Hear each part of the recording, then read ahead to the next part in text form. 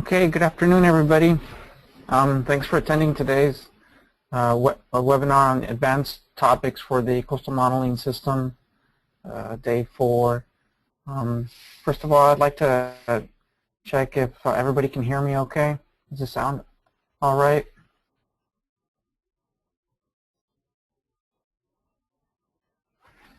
Okay, good.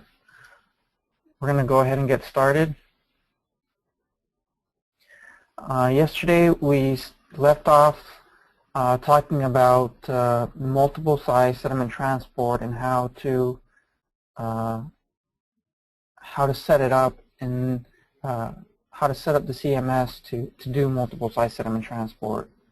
We're going to finish that today, and then I'll talk about numerical methods for hydrodynamics, sediment transport, and salinity, everything. Only CMS flow. I won't talk about CMS wave. And then I'll talk about advanced output, such as statistics and separating output into different files and things like that. And hopefully we'll have enough time to get into scripting today. If not, we'll cover it tomorrow. So just as a reminder, the workshop materials on the SERP website under the Tech Transfer tab, and then webinars and advanced topics. And yesterday I posted a new version of the user's manual that has some new sections in it for chapter 4. And so if you haven't downloaded that one, please go ahead and download it.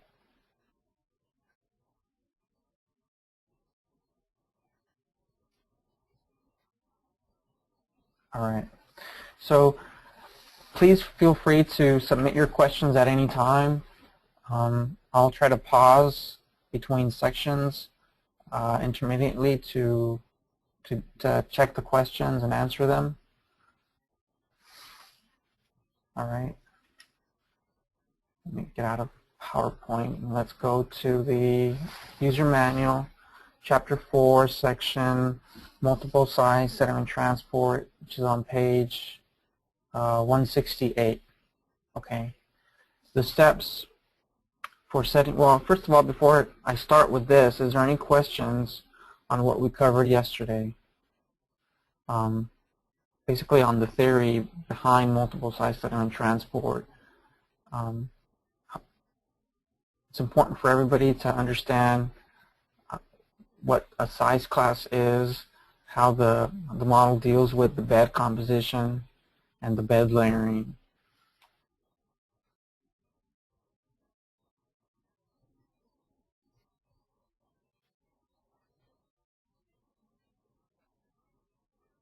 Okay, if there's no questions, then we'll get started with this. There's 5 steps for specifying the input for multiple size sediment transport. The first one is to give the grain size classes. And I explained what this is yesterday. When you have non-uniform sediments, you have a range of grain sizes, and you discretize that by individual bins. And each bin is characterized by a diameter, which we call the characteristic diameter. And so each bin is a size class. Okay. The model keeps track of how much of each size class is in each cell and in every layer of the computational domain. But the bed composition for the input can be specified as a fractional bed composition in several ways. You can give it percentile diameters and other ways. I'll talk more about those later. The bed layer thickness. So the bed is discretized into vertical layers, and there's several options on how to give the thickness to those layers, and also minimum and maximum thicknesses, and also the first layer, which we call the mixing layer. There's options for that layer too. Then the final step is hiding and exposure. Okay. The grain size specification. There's 2 ways of doing that in CMS. The first is through the characteristic diameters. and the second one is through the size class limits. Size class diameters, the characteristic diameters is like the most standard way. It's the most common way of doing it, but you can also give the limits. And equations 4-5 and 4-6 define how those limits and characteristic diameters are calculated internally. The cards used to specify the diameters and the limits are given in 4-39. The recommended way to distribute the size classes is with a log distribution. Okay, so you have more grain sizes in the finer portion of the grain size distribution, and the reason for that is because most of the transport is going to be due to the finer grain sizes. Okay, they're going to move a lot more. It makes sense. So you want to have more resolution in your distribution in that area. Okay, and this equation 4-7 is a simple way of achieving that, of distributing your grain sizes in a log. How can I say that? Log. In a log way. And there's a MATLAB example of how to do this in Appendix E, determining the sediment size classes. So you see that equation 4-7 here. And the input is the smallest grain size, the largest grain size, the number of grain sizes that you want to simulate, and the D50, and the geometric standard deviation. And from this grid, you get a grain size distribution. Okay, we use, and this example here uses a log normal distribution because it's found commonly in the field. All right, let's go back to multiple grain sizes. So once you've chosen your grain sizes, the next step is to specify how much of each grain size you're going to have in each cell and in every layer. There's lots of options in CMS right now to do that. The simplest is by giving just one data set and one value, which are the D50 data set and a geometric standard deviation. Since the D50 dataset is already in the interface in SMS 11. Really, it only requires the additional parameter of the geometric standard deviation. There's other options. You can specify D16, D50, and D84 dataset, so 3 datasets, or D35, D50, D90. The reasoning for choosing D16 and D84, for example, is because they're related to the geometric standard deviation by a simple relation. And the reason why we have the option of D35 and D90 is because of the PTM. If you've used PTM before, you know that PTM requires D35 and D90 datasets. And so if you're running CMS with PTM, you already need those datasets or those numbers, and it's just convenient to use them. The approach that I've been using most commonly now is the percentile diameters, so method number 4. In this approach, you can specify any number of percentile diameters. Well, I shouldn't say any number. There's a list of options. There's D5, D10, D16, D20, 30, 35, 50, and so forth. And I'll show what those are in a minute. Options 5 and 6. Option 5 is for when you have a spatially uniform bed composition, so mostly idealized cases and such. And you can give the fraction of each grain size in a percentage or a fraction. But it's constant for the whole domain, both horizontally and vertically. The 6th option is where you specify the size class for each cell and bed layer. So it's the most flexible, but also it requires the most input from the user. So we don't commonly use that approach. The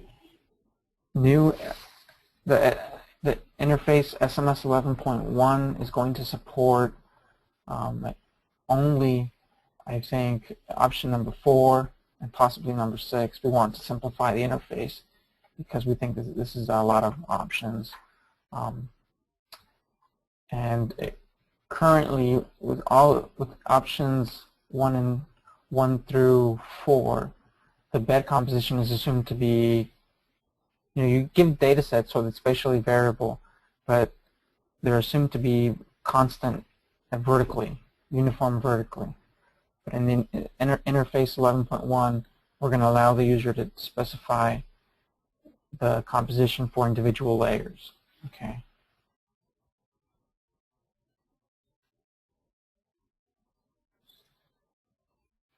All right.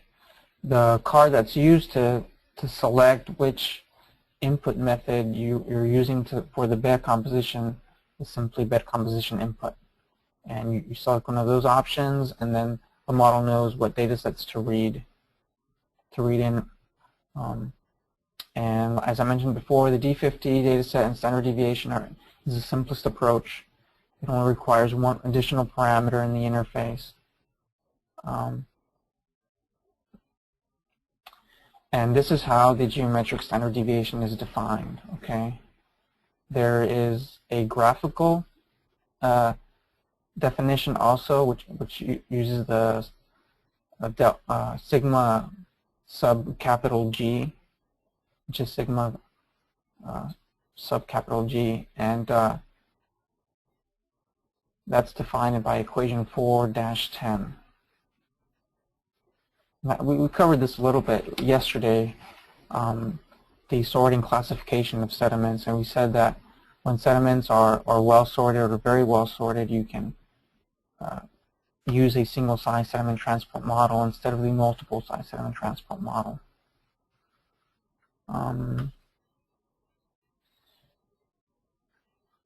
Okay, and so the manual is pretty detailed in describing how to specify the input for each approach. It's pretty straightforward, I would say. That, for example, in the case you specify D16, D50, D84, you give those 3 data sets the file and the path to those data sets, and that's it. SMS 11 has a feature to specify custom data sets, and the manual talks a little bit about how to do that, but I recommend you use these cards instead of D16 and D50, D84. It's more, how can I say, in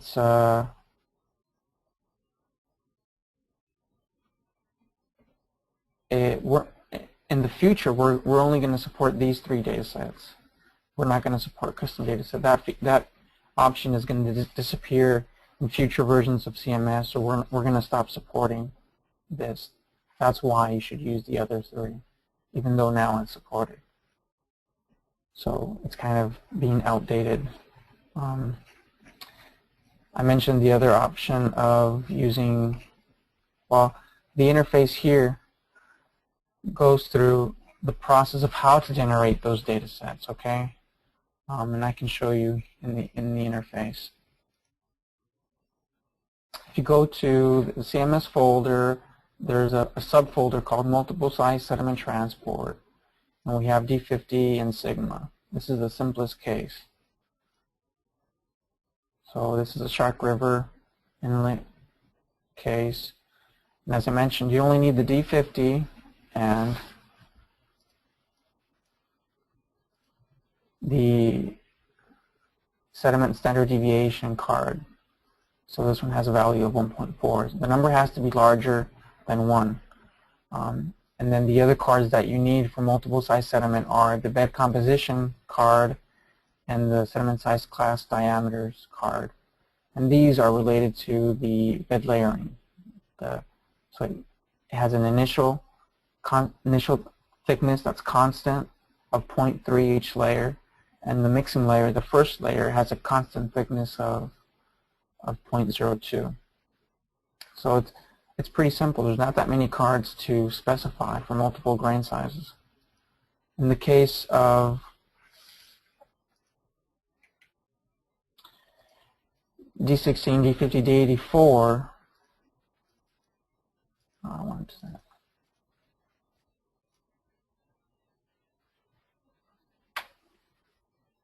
okay, so the interface already has a D50 data set, and then you assign a value to that data set.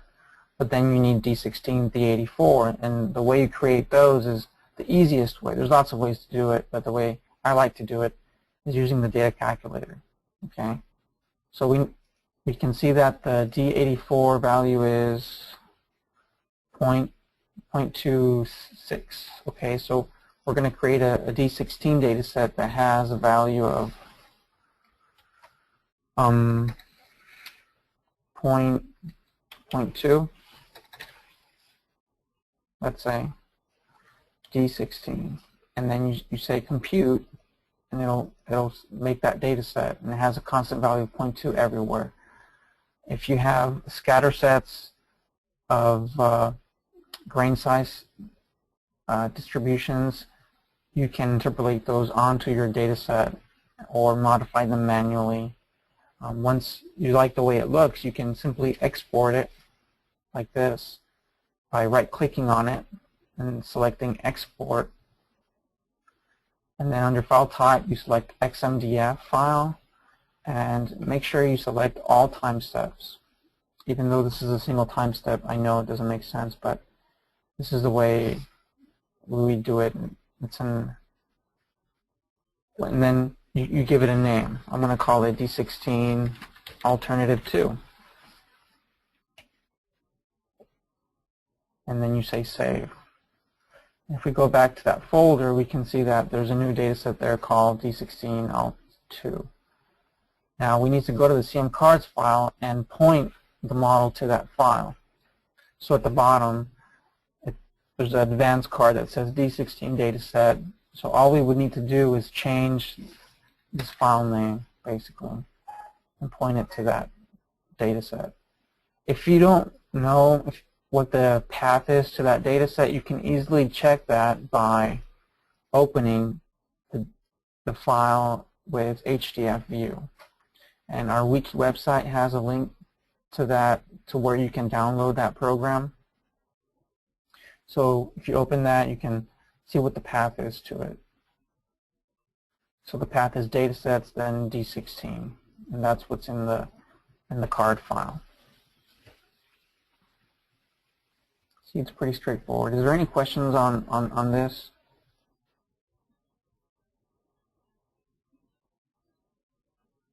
No? All right. And so you would do the same thing for the D84 data set. It's really best to keep scatter sets with the distribution of each percentile diameter. That way when you create a new grid, you can simply interpolate the scatter set onto your grid and not have to manually modify the points. So making your bed composition with scatter sets instead of your grid is much better in the long term. If you're setting up 1 or 2 grids, then it's okay, but most of the time for projects we end up setting up 10, 15 grids, so it makes it much faster. Another option for the bed composition is the percentile diameters. And this is the approach that I like using.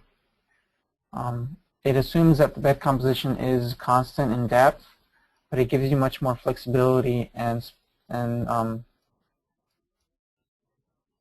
in, for example, the methods where you give a D50 and geometric standard deviation, and also D16, D50, D84, or D35, D50, D90, they assume a log normal distribution, okay?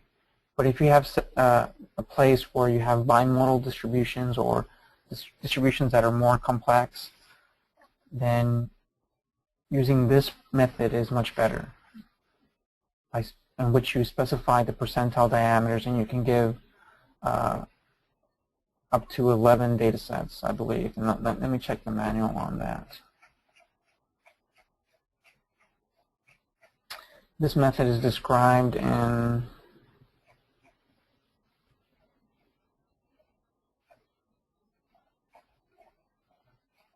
where is that?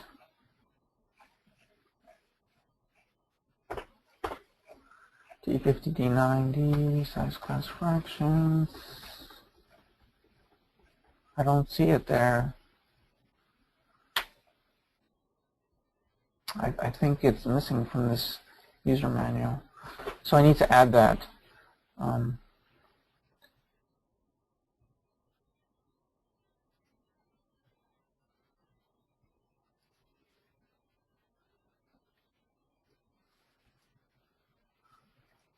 Okay, but I'll just go ahead and describe it here for you.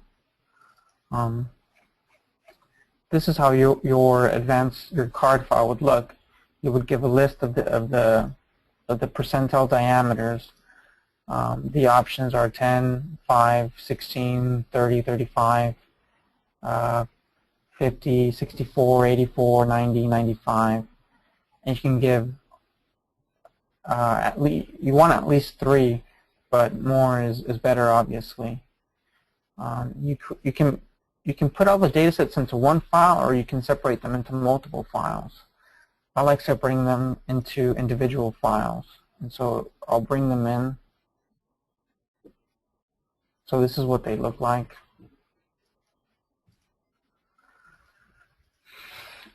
And you can select them all and export them into a single file if you wanted to. I prefer saving them into different files. That way, if I need to modify one, I only save that individual file. Okay? And that's basically it for that method. It's pretty simple. It does assume that the bed composition is constant in depth, so vertically, but you can vary these spatially.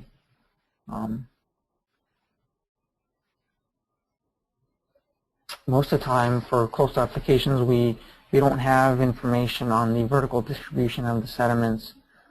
It's usually grab samples that we have.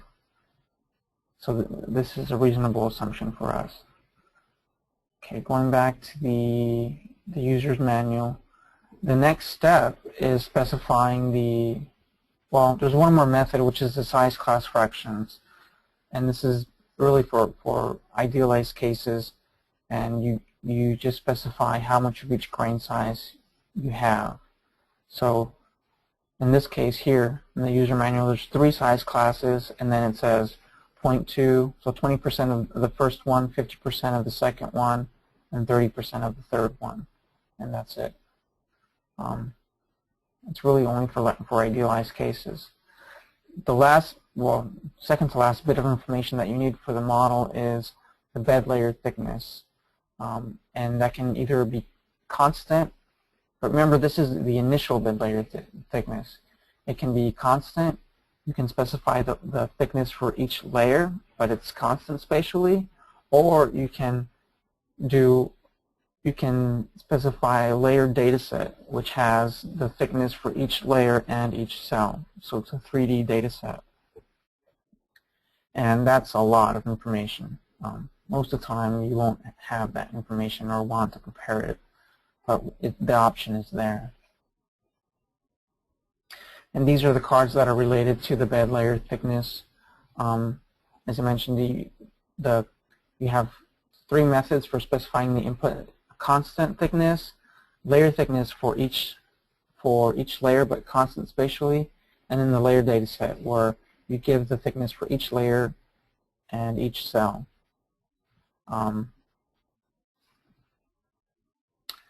The bed layer maximum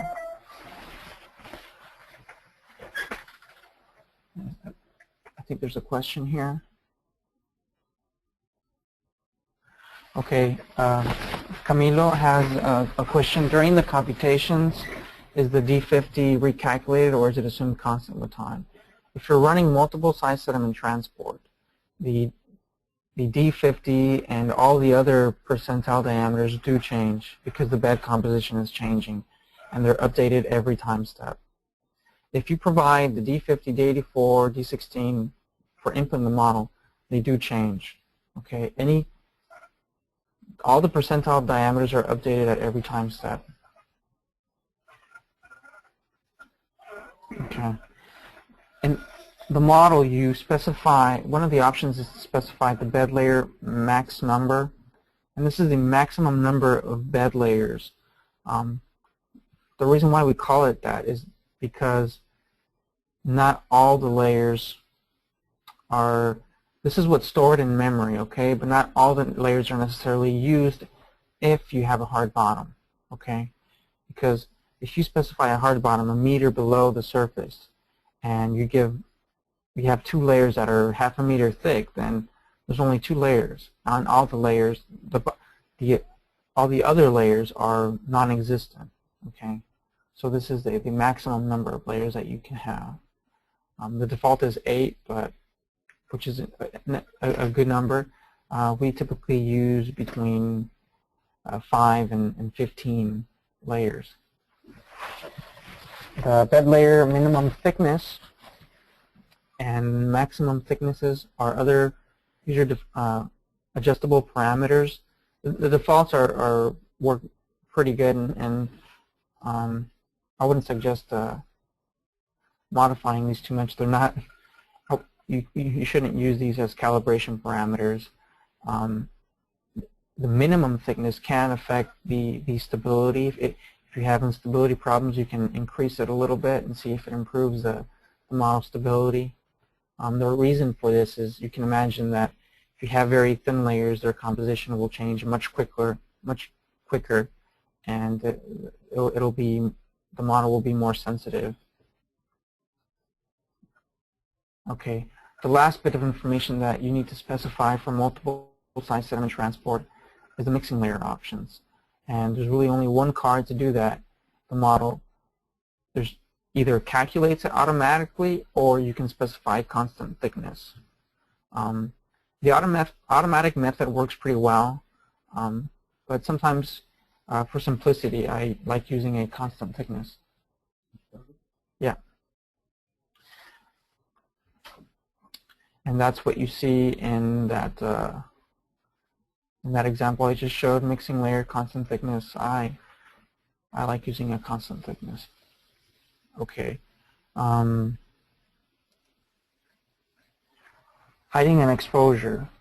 There's only one card for hiding and exposure, and it's the hiding and exposure coefficient. And its range is between 0.4 and 1, but it's kind of site specific, and also it's a function of the sediment transport formula that you use. The default is 1. So that pretty much covers it for multiple size sediment transport as far as how to set up the model. Again, you don't need to memorize the cards. It's pretty easy to look at the user manual and see what cards you need and go from there. There's also the 5 examples that are provided in the webinar material and in the user manual. In Appendix C, there's examples of setting up the multiple size sediment transport. There's 2. Okay, I can add more if necessary. And I try to use, almost all the cards in here. So you can choose a method for specifying the bed composition, and then maybe copy paste the examples and modify them for your case. Select the grain sizes and bed layer thickness, modify that if you need to, and so forth. Is there any questions on multiple size sediment transport before I go into numerical methods?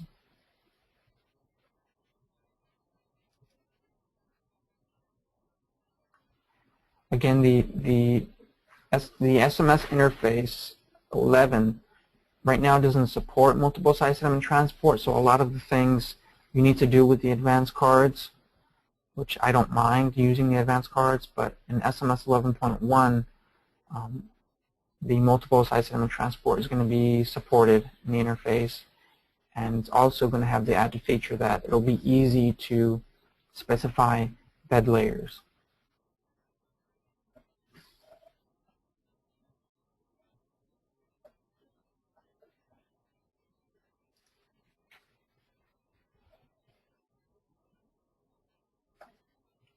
There's a question, has CMS been applied for areas where cobble and large grain sizes exist? Any special considerations? The CMS has been applied to areas where there's cobble. I know in the Oregon coast and the Seattle district has used CMS for cobble beaches. You know, I'm not really sure of the results of those studies. I don't know or what the purposes of those projects were. I just know that CMS has been applied. In theory, the sediment transport formulas that we use, especially the LUNSERP formula, was calibrated using data including cobble size sediments. So the transport equations at least are valid for those sizes. The other transport formula, the Soulsby Van Ryn and Van Ryn formulas, for example, I'm not really sure if when they calibrated those formulas they included grain sizes that large, but it's a matter of looking into the references for those formulas. That's really that's going to be the biggest. That's the only place on the model where you will need to be careful. Okay, those transport formula, because they use certain equations to estimate the critical shields parameter, the sediment fall velocity, and you need to check if those equations are valid for that grain size.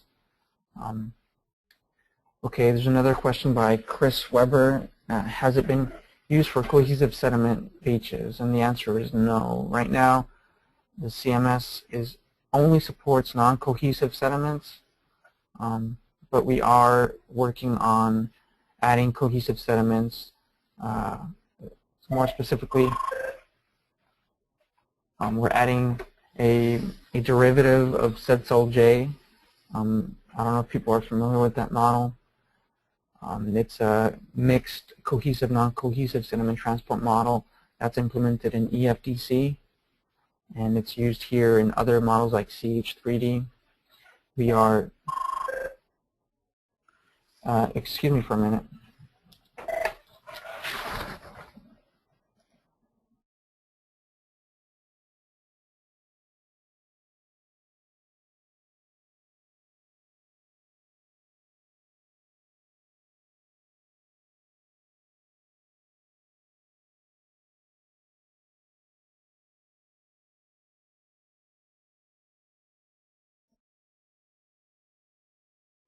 Excuse me, I had a call. I lost my train of thought. Yeah, so we're pursuing that avenue with SED-SOL-J, and we're also developing a separate mixed cohesive, non-cohesive sediment transport model. And those will probably be beta released by the end of this year.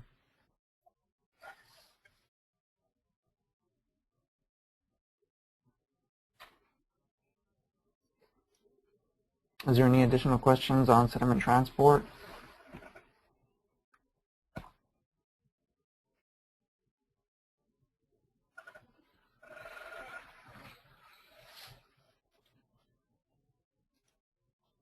Okay, then we'll go to numerical methods. The chapter 3. Okay. No, I'm sorry. No, yes, that's right. Chapter 3. So CMS uses a Cartesian grid that can the one of four types. It can be, the best place to show you that is in Chapter 4, Geospatial Information, Cartesian Grids. So these are the four types of Cartesian grids that the CMS supports. Regular grids, which have equal resolution in the x and y directions. Non-uniform grids, which have varying resolutions in the x and y. And then telescoping grids, in which cells can be subdivided into four, and stretched telescoping grids, where the resolution in the x and y directions can be different, but they're constant spatially, and you can subdivide cells into groups of four. Okay, the telescoping grid looks similar to a quadtree grid, but here we don't call it a quadtree grid because we don't use the quadtree data structure. We use kind of an unstructured format or format for saving and storing the computational grid. So we use the term telescoping. The discretization in CMS flow is described using a general transport formula, because all of the governing equations have this basic form. The momentum equations, the sediment transport equations, the salinity transport equation, even the continuity equation, they can all be put into this form with different values for phi and the source term. So it's only described once. And we use a finite volume method in CMS.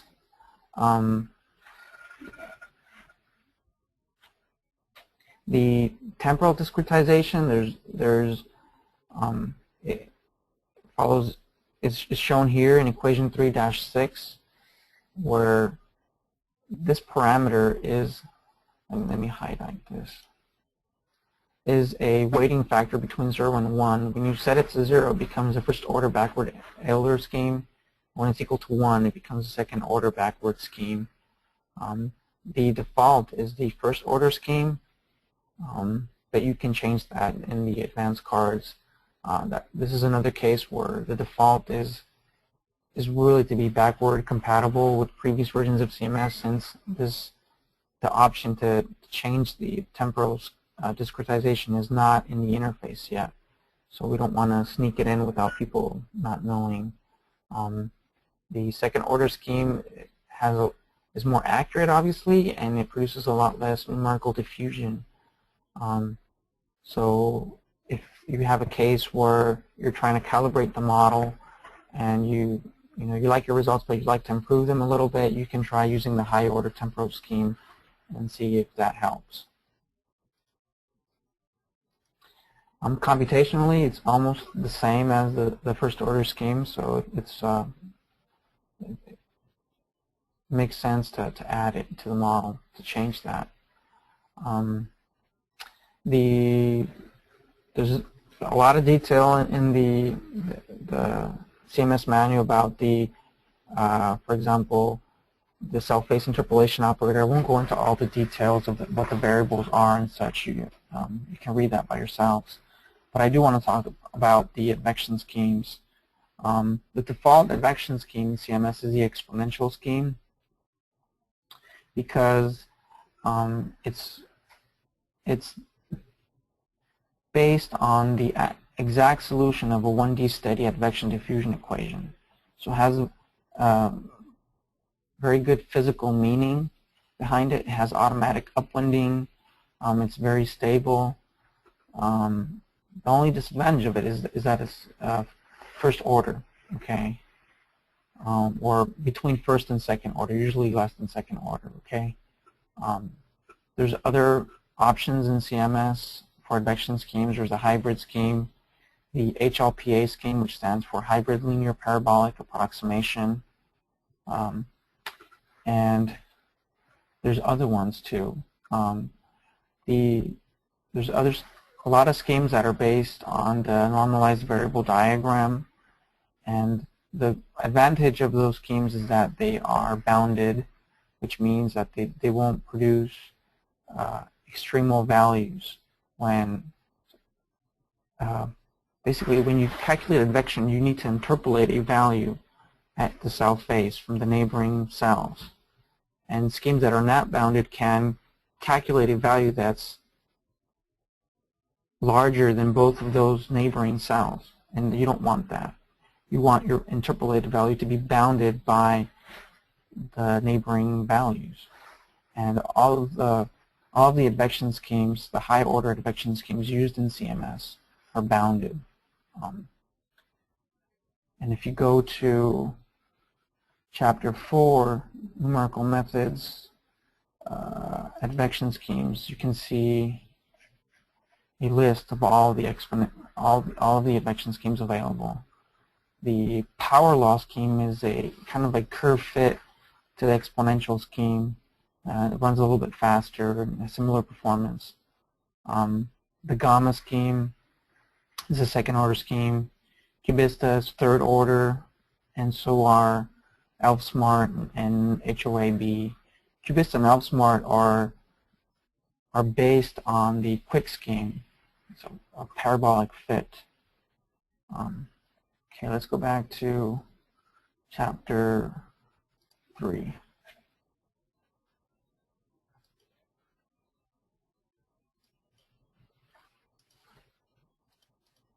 All right. The governing equations for the implicit solver, they're discretized into a system of algebraic equations and then assembled to form a big matrix, and that matrix is solved with a sparse matrix solver. We apply implicit relaxation before doing before the matrix is solved, and I won't go into why this is, but this is just to stabilize the iteration process. It makes the diagonal elements, it makes the matrix more diagonally dominant. It makes it easier to solve. There's several matrix solvers available in CMS. There's the GMRES, which is the default BICG stab, biconjugate gradient stabilized method. There's also Gauss-Seidel with or without successive over-relaxation. The user manual goes a little bit into which methods are the advantages of one versus the other. In my experience, the GMRES solver is the most robust solver. That's why it's the default. But sometimes you can get better performance with the Gauss-Seidel solver. Even though it's the most simple, it takes more iterations to converge, but each iteration is so cheap computationally that it can run very fast. Especially when you do parallelization on PCs, the Gauss-Seidel solver is much more efficient. You can use up to 6, 7, 8 cores, or threads, I should say, and efficiency you will still gain efficiency. Whereas in the case of the other solvers, after 3, 4 threads, you don't see much efficiency gain.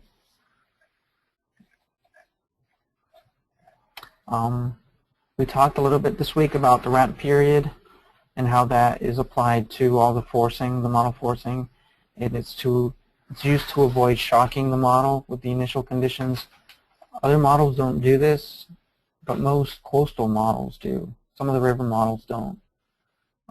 There's also an important concept of the spin-up period. The spin-up period is defined as the time it takes for to reach a dynamic equilibrium for your system. So for example, if you're simulating an estuary or bay, your ramp period may be a day or 2 days, but it'll take a certain time to build up a dynamic equilibrium in the bay because maybe there's a resonance inside, or things like that. So that can be very long. The spin-up period can be very long. It can be on the order of a month to 2 months, depending on the case. If you have an open coast problem, like just a harbor, or if you're interested more in like Shark River, it's a very small bay and small inlet. The spin-up period for a case like that is much smaller. Is there any questions until now?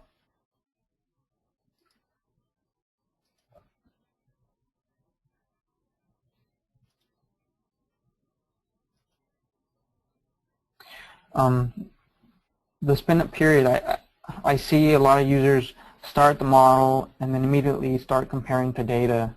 You don't want to do that. You want to make sure that your model has reached a dynamic equilibrium. Another option in CMS is calculating the bed change during the ramp period. To me, it doesn't make sense very much to calculate the bed change during the ramp period. We have the option to turn that off. You may also want to turn off the bed change during the spin-up period, which can be much larger than your ramp period. And so there's a card where you can specify the start time of the bed change. Okay, but I'm going off topic a little bit for that. Hydrodynamics. The CMS manual describes the solution procedure for the implicit solution scheme. Okay, it doesn't have the solution scheme for the explicit solver. That's described in the CMS technical report that was published in like 2006 or 7. So we don't repeat that here. The implicit solution scheme uses the simplex algorithm, which is a projection method. I won't go into all the details of that, but it's described in the CMS manual, including the step-by-step algorithm of the simplex. And then wetting and drying, we use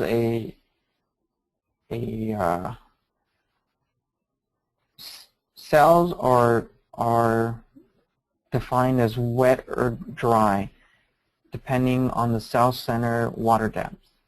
And we judge wetting and drying based on the cell center values. Some models use both cell centers and cell faces to judge wetting and drying. For example, a cell can be dry but have a face that's wet and allow flux to come in during a time step. Some models do that. We don't do that. We say that a cell is either wet or dry, and if it's dry, all the faces are dry. There's no influx of water or outflux.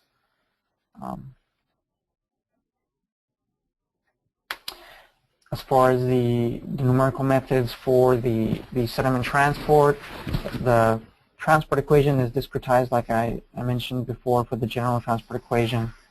And then the manual goes into the details of how the bed material sorting is calculated and the mixing layer also. Avalanching is calculated using a relaxation approach. And so there is some iteration involved at every time step level for the implicit solution scheme. And that's why the user has the option to specify the maximum number of iterations. But the method is pretty stable and it works well. We talked about what the hard bottom is. The hard bottom is simply a non-erodible surface, usually bedrock or structures, coastal structures.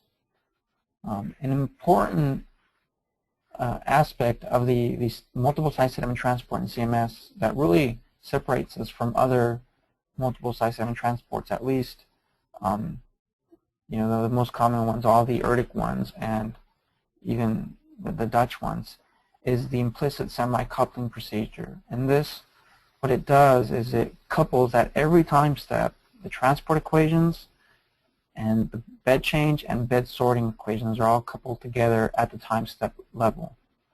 Okay, this is very important when you have an implicit scheme.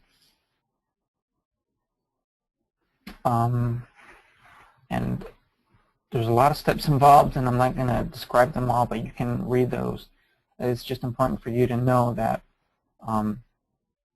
this is really a unique feature of the CMS, and it improves the physics a lot. Okay.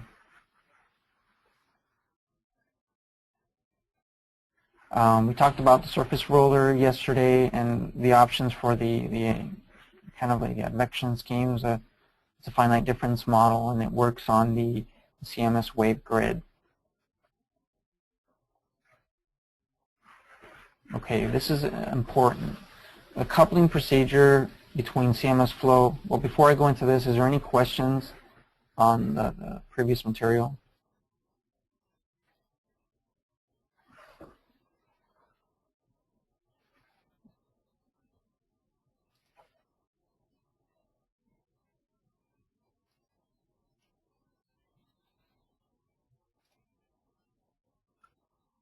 Okay. So this coupling procedure between CMS flow and CMS wave is what we call the steering. And this diagram shows what variables are communicated between the two models. And actually, in between here, CMS wave and CMS flow is the roller model. Okay? Actually, it's here, right here. So the wave model runs and then calculates all these variables. Those are passed to the roller model. The roller model runs here, and then that goes into CMS flow. And this diagram shows the computational time versus simulation time. CMS wave is a steady state model, and when we start the simulation, it runs twice, one at time 0 and one at time delta t, or steering interval, at a steering interval. And it's a flat line because it's a steady state model, right? After those two are run, you get two wave conditions, and then the flow model can run in between those. And it is a transient model, that's why the line is at an angle. When it gets past or at the last wave run time, another wave model is run, this one here. And then it repeats the process. It runs CMS flow again, then CMS wave. So you can see that CMS wave is run at a time step ahead of CMS flow. And this is the major difficulty in coupling the models, that you have to predict what the hydrodynamics are going to be at the CMS wave time step. Okay. That's something that needs to be considered when you exchange variables between the two models, when you're passing the variables, the hydrodynamic and the bed elevation between the flow to the wave model. And I'll talk about that in just a second. First, I want to cover the spatial interpolation and extrapolation. When someone asked if it was possible for the CMS flow and CMS wave grids to be different size, and you can have them different size. But when you do that, you need to consider how to extrapolate values if you are going to do that. Certain variables, like the water elevation, it's best to extrapolate out as far as necessary without applying a ramp function or an extrapolation function. It just uses the nearest neighbor. Okay. The reason for that is, physically the water elevation, it cannot go to 0 after some certain distance. It's the best approximation you can make is to keep it constant. Okay, as you extrapolate out. Other variables like the current velocity, you can't just extrapolate out forever. It doesn't make sense physically. So what we do is we extrapolate out and then to 0. Okay, so what this function is saying, 3-39, is that the current velocity, as you extrapolate out, will drop down to 0 with a cosine function shape. Bed elevation. Okay, bed elevation. We've tried a lot of methods for extrapolating the bed elevation. What we found is works best is to extrapolate the bed change actually, and not the bed elevation. And that's what this equation is showing here. It's much more stable and it works better. The temporal interpolation, this is the most simple approach. This is what a lot of coastal morphodynamic models use, where you say that the variables at the flow variables at the CMS wave time step are equal to the value at the CMS flow time step. Okay. But in CMS we also have the option to make a prediction of the variable, especially the water surface elevation, based on the last time step of the flow model. Okay.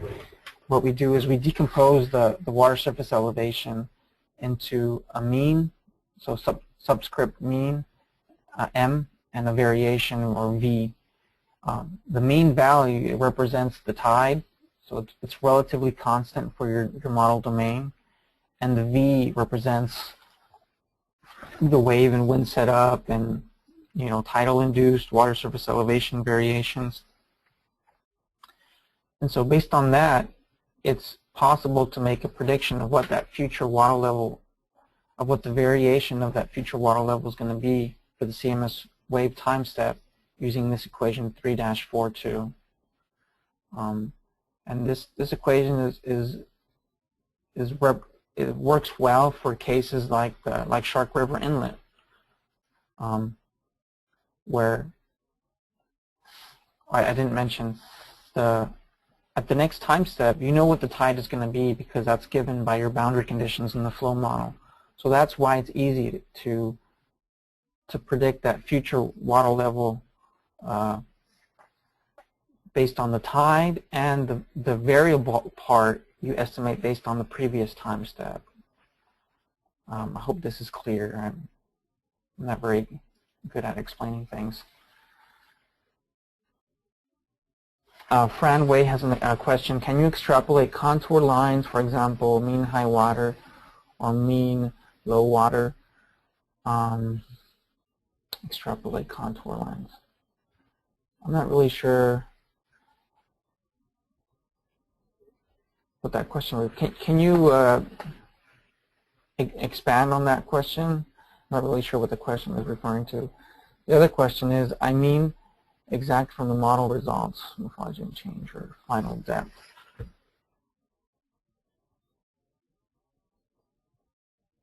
Yeah, I'm not sure I understand the question.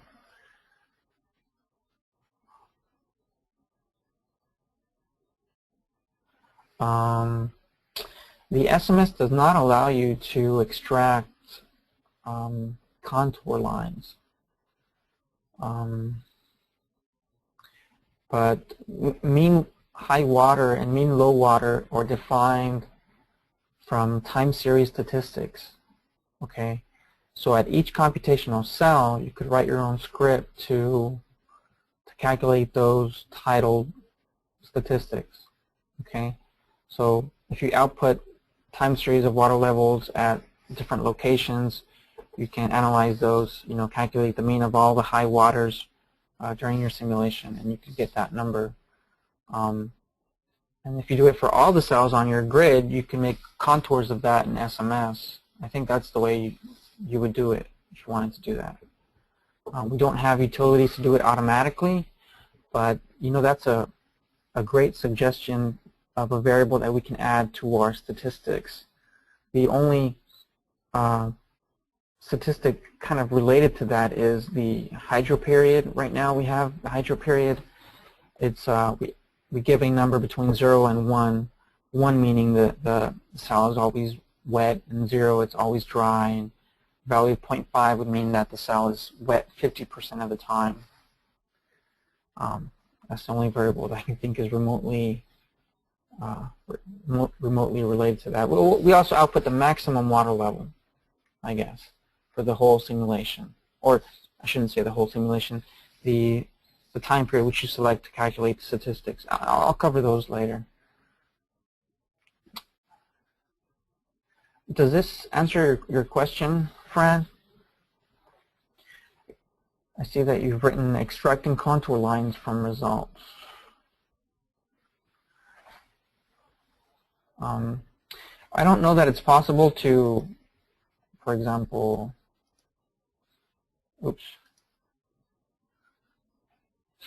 these contour lines to export that in SMS. I don't think it's possible to do that.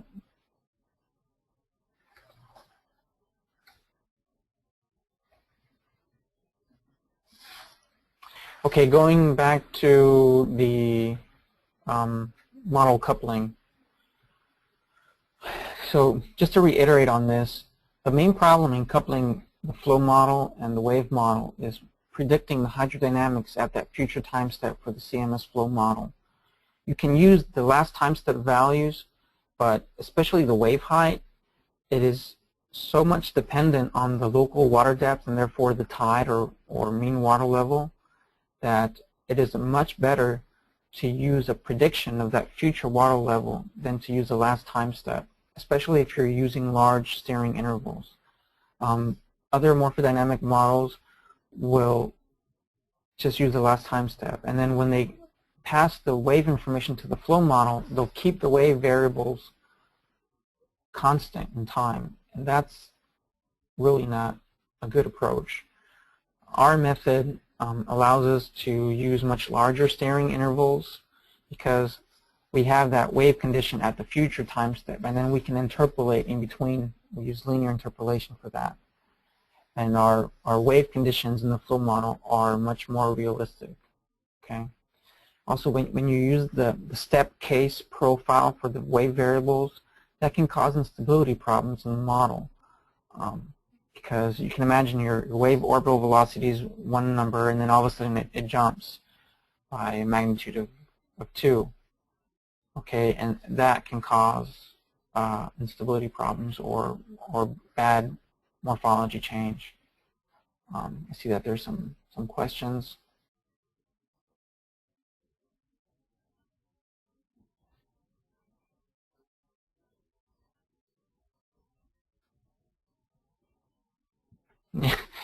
Thanks, Ken Connell. You're right. You can extract contours from data, and we actually I use that all the time. I don't know why I cannot remember.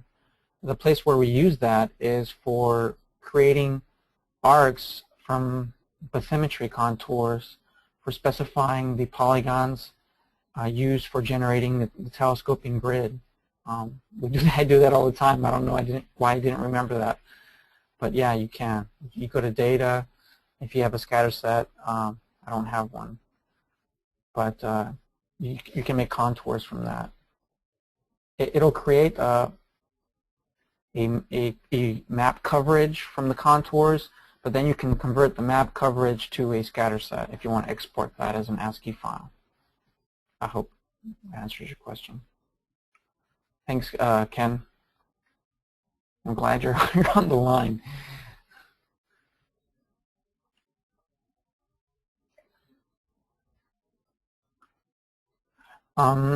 As I mentioned, the default method for CMS uses the water level boundary conditions to make a prediction of what that water level is at the future time step. If you have a project where you're looking inside of a bay, an estuary that's far away from your offshore boundary condition, then this approach may not be the best because your water level inside the bay is not going to be, it's going to be very different from your offshore boundary. And in that case, I would suggest, first of all, you need a smaller steering interval, and I would suggest using this approach, okay, where you use the last time step value.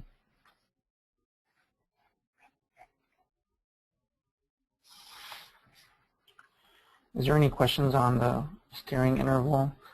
I'm going to explain how you change that in the interface or the card file.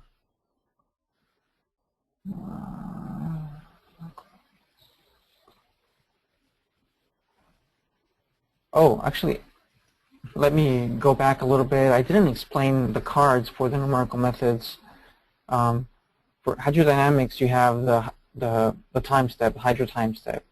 If you're running the implicit solution scheme, then the same time step is used for sediment transport and salinity. The solution scheme card is this one right here. If you're running the implicit solution scheme, then you have the option to specify this implicit weighting factor, which is between 0 and 1. 0 being the first order scheme, and second, the 3-level second order scheme. These are the options for the matrix solver. Pressure iterations and velocity iterations refer to the inner loop iterations of the simplex algorithm. Unless you understand what those are, then it's not a good idea to change those. And then you have sediment maximum iterations and salinity. When the model is outputting, when the model is running, if you see that the normalized residuals are not reaching a steady value before it reaches a maximum number of iterations, then you might want to increase the number of iterations. Okay. If you see that it's reaching that steady value and then spending a lot more iterations trying to converge, then you might want to decrease that. Even though the model internally has some criteria for detecting if the model has stagnated or if it has diverged or converged.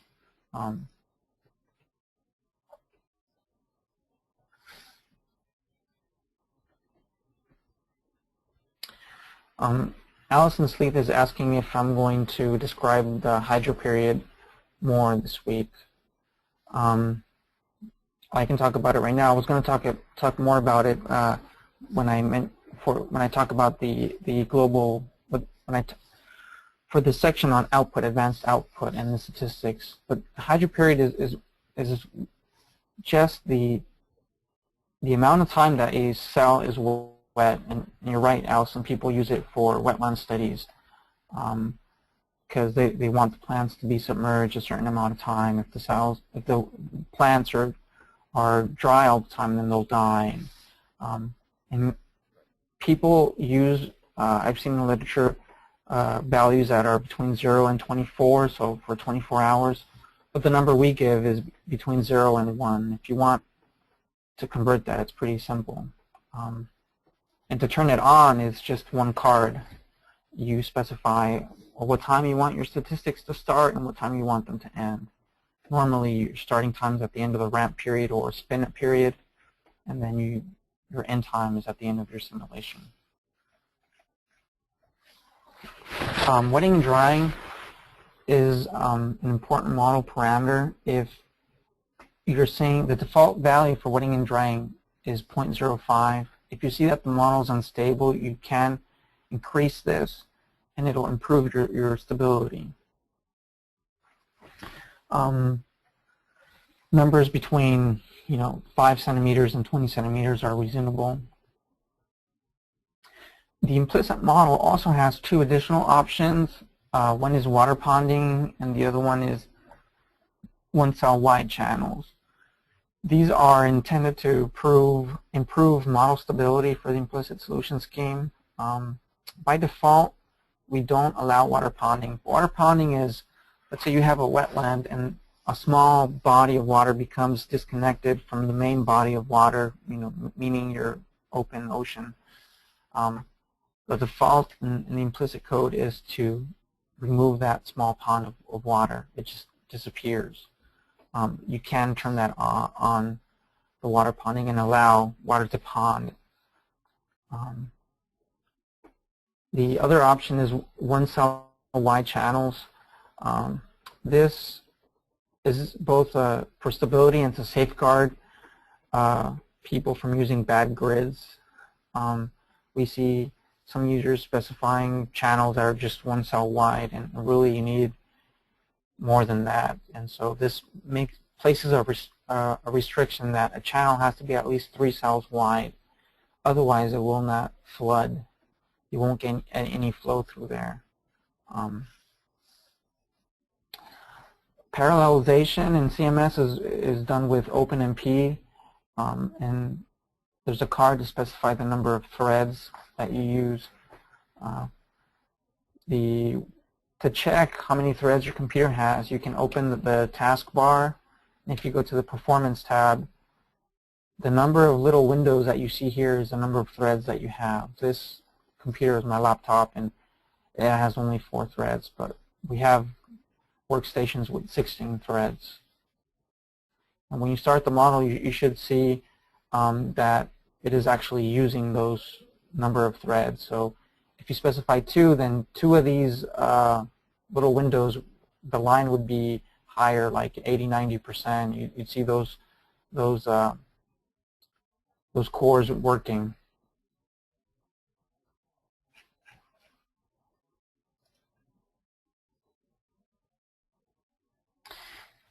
There's a question, can you provide any information on where convergence is an issue? That's a good question. Convergence, that's a difficult question. When is an issue? Convergence is an issue when it doesn't converge, basically. And when do you not converge to the solution? Well, it could be a lot of things. It could be a bad grid, bad bathymetry, bad boundary conditions, just time step. There's so many things that could cause the model not to converge. There is a variable time step in the implicit scheme. The model will see if it's not. Let me go to that section so I can talk about it. Give me a second. So chapter numerical methods, convergence and time stepping. Okay. So as the model is running, the implicit solution scheme, at every outer loop time step, it checks the normalized residuals, which are defined by this equation 3-20 for pressure and the velocities. And there's three options, right? The model is either converged, it has either diverged. You can also continue iterating, or if you have reached the maximum number of iterations, you can decide to reduce the time step. All right, those are the 4 options. And in table 3-1, it lists the criteria that are used to make those choices, whether the model has converged, diverged, or if you need to reduce the time step. In the next version of the SMS interface, we are going to add some more user control for the convergence testing and all of this. Right now it's all automatic and internal. I mean, I have cards to modify these things, but we haven't released them to the public. This is how it works.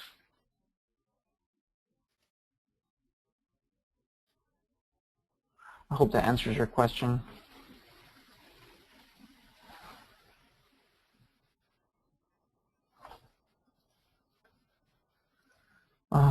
We were over here, parallelization.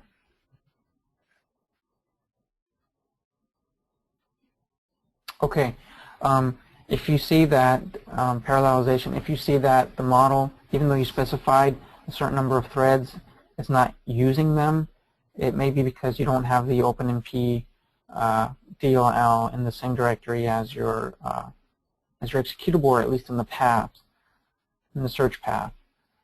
So you'll need to download it and place it there. If you obtain the executable from the SERP website, it comes automatically with it. It's zipped up with the executable, so that shouldn't be a problem. I already covered the hot start yesterday, and I'll go into now the output options. Okay, if there's not any questions on the numerical methods.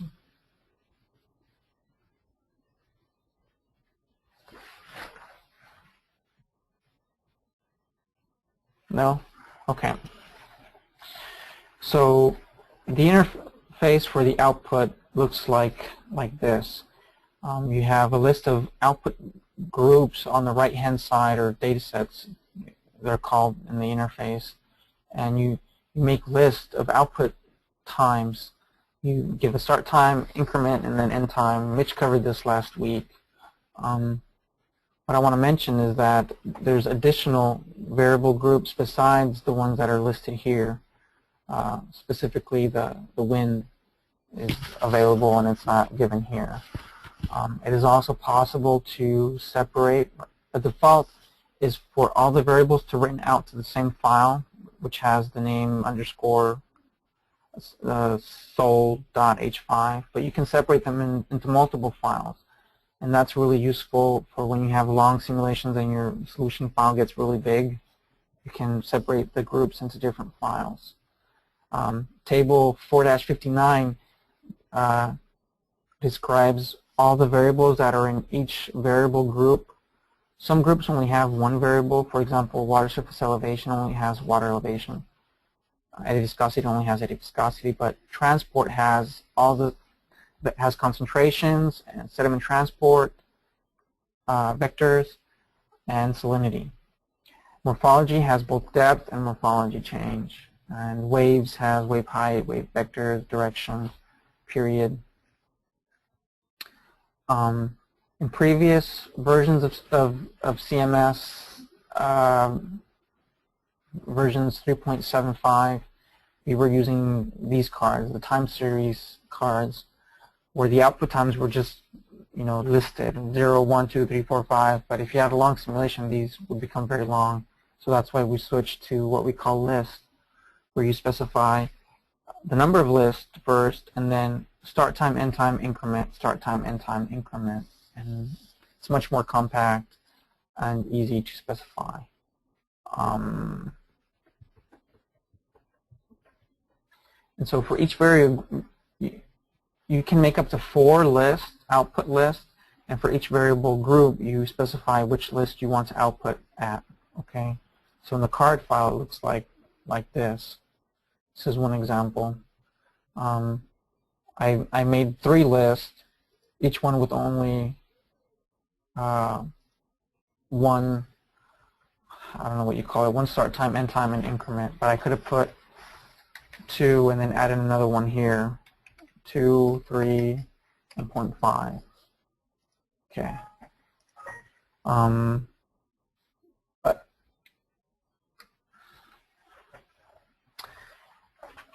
output group file specification. So the default, like I said, is for all the groups to be written to the same file, but you can give a different file name for each group. If you do that, then you're going to have an underscore. For example, for water surface elevation, you'll have actually whatever file name you give it, you just specify that file name. Let me see if I have an example of that. Yes, I have that here. So if I wanted a different group for water surface elevation, I would just say this, and it would write the water surface elevation to that file. Similarly for velocities, and so forth. This is a really useful feature. It's kind of annoying to me when people run the model and don't output anything. You need to see the solution. If you don't have space on a computer, then you need to get a computer that has space. It doesn't make sense to run a model and not look at the results. I'll see people just output water surface elevation, and not even look at the velocities. You need to see them, and outputting them at a reasonable interval, not every day. Okay, it's every 2-3 hours, 1 hour. I like to use 30 minutes. especially if you separate the variable groups into different files, the files are really manageable. They're not too big. Another thing you can do to reduce the file size is to compress the XMDF files. Okay, and there's a card for that. You just say XMDF compression, you turn it on. And the compression ratio varies depending on the data, how variable the data is. If it's a file with just a bunch of ones, then it compresses it very well, obviously. But it varies between 2 to 7. Yeah, that's a good number. So we have two types of output in CMS. We have global output, which is data sets that are written out for the whole solution domain. And we have observation cells, which is kind of misleading because it's not an observation point. It's a model output, right, at a point. So in future versions, we're going to change the name to save points. I'm kind of putting that in here now. We're not going to use the term observation cells. The reason they did that is because you usually want to output data, model output, at places where you have observed data. But really the model output is not observed, it's calculated. Okay. And these are the cards used for the model observation cells. You don't really need to mess around with these cards because all of the observation cell options are done through the interface. You select a cell and then you specify its attributes and make it an observation type.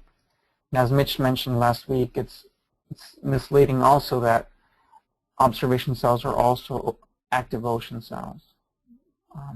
But it's a radial button here. This is all changing in the next version of SMS. Statistics. Well, before I go on to that, I see there's a question.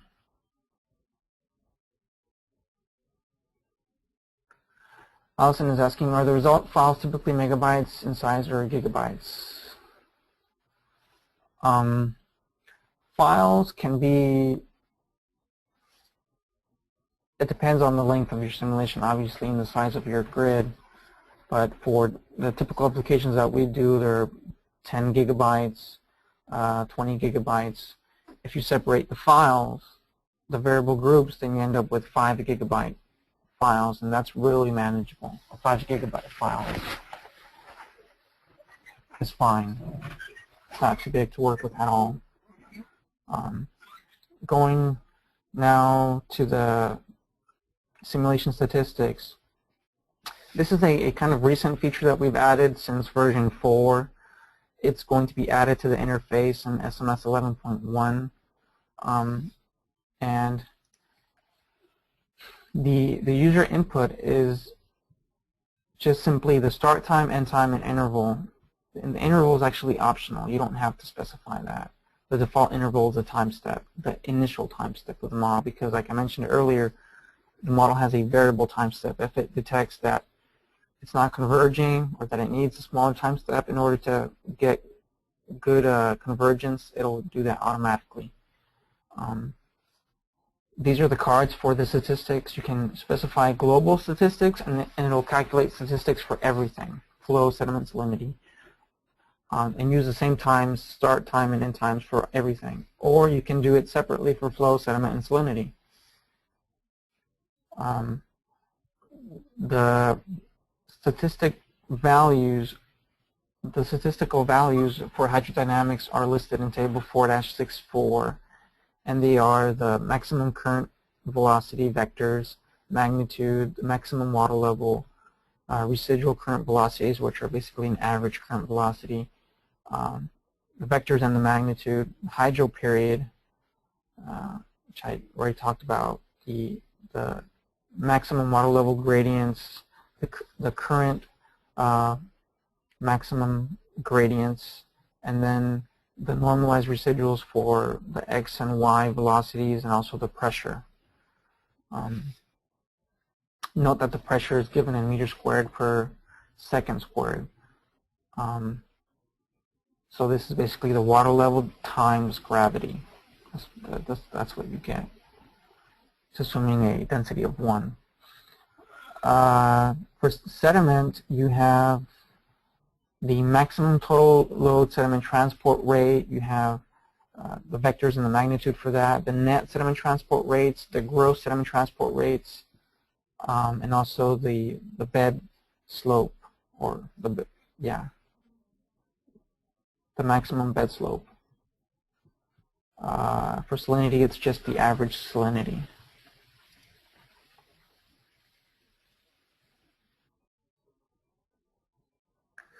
Fran is asking, a few days ago we showed a plot comparing pre and post vectors around a groin. I'm not sure I remember that figure. Was that myself, or was that Mitch? Around a groin. Pre and post vectors.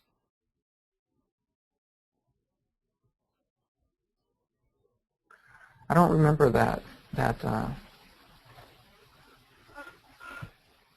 Can someone help explain that to me?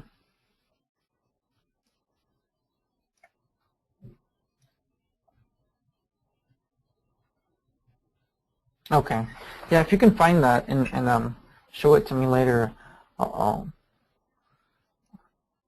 be glad to cover that. I just don't remember what that was. So that's pretty much it for the statistics. It's good to use the statistics for post-processing, summarizing the data, interpreting the data, but also when you start a project to refine your grid. You can use the hydrodynamic statistics to determine where you need more resolution, where you don't. For example, you can look at the residuals and see where you have more numerical error and refine those areas. You can use the hydro period to look at places that maybe you never wet, right, because they're too high. And so you can go ahead and make those dry, and then that'll save you computational cells.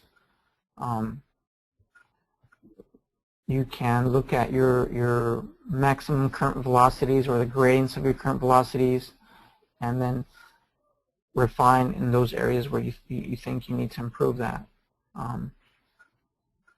We're adding new statistics. We're adding curvature, and well, now I have the tidal statistics that I was suggested today. That's a very good suggestion. If you have any other statistics that you would like for us to compute, feel free to let us know. That they're very easy for us to calculate. So, you know, we're looking for more statistics to calculate. Okay. The default for CMS is to only output the XMDF files, which are a type of HDF files. But you can also output ASCII files if you prefer, although they're going to be much bigger. There's two formats for that. There's a TechPlot format and a Super ASCII format, which is an SMS format. It writes at least 3 files. You have a soup file, which is a header file. It points to other files. A coordinate file, XY, with an XY extension, and several .dat files, each for a specific variable. So you would have a DAT file for velocity, a DAT file for water elevations, and so forth. But they would all share the coordinate file and the soup file. And those are output at the cell centers. All of the output for CMS is at cell centers. Okay. Is there any questions on the output?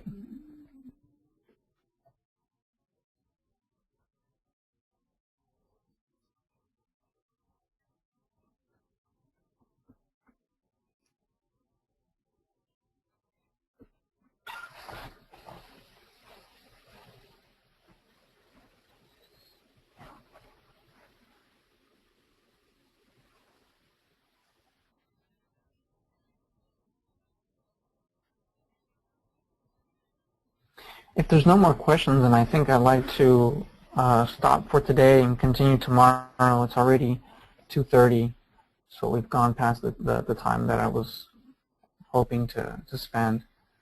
So we can continue tomorrow if there's no more questions.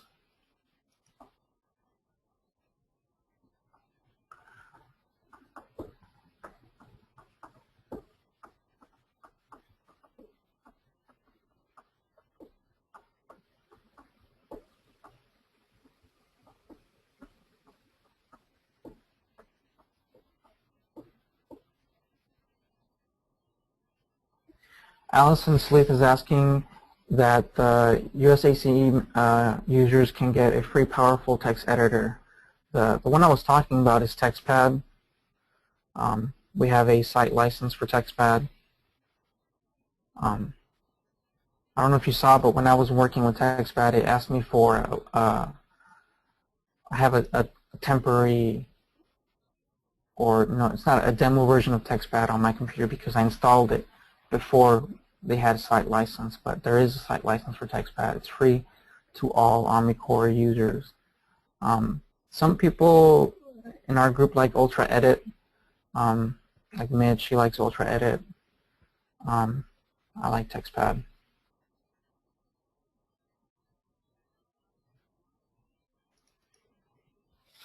So yes, tomorrow is our last day, and we're going to cover post-processing, maybe a little bit about problem solving, model calibration.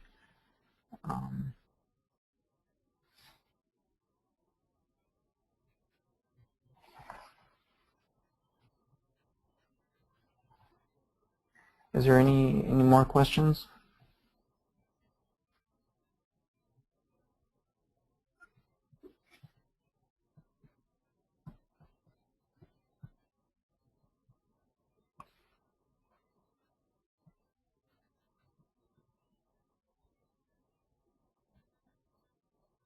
Allison, there's also the Notepad++ text editor. It's open source and free, and you can also do this like syntax highlighting that you see on my computer. Ultra Edit also supports syntax highlighting. So if you load, for example, a Fortran code, it'll color code it. And they have advanced features, all of them. Like you can compare different files and things like that.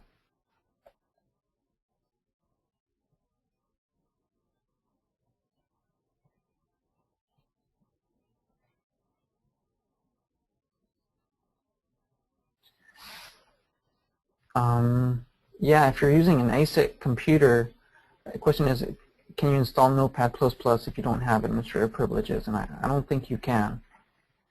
Yeah, you need to get an R&D machine, Allison.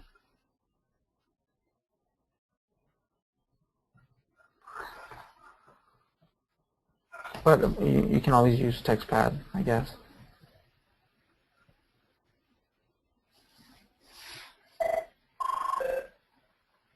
All right, so if there's no more questions, then I'd like to end the meeting now, and we'll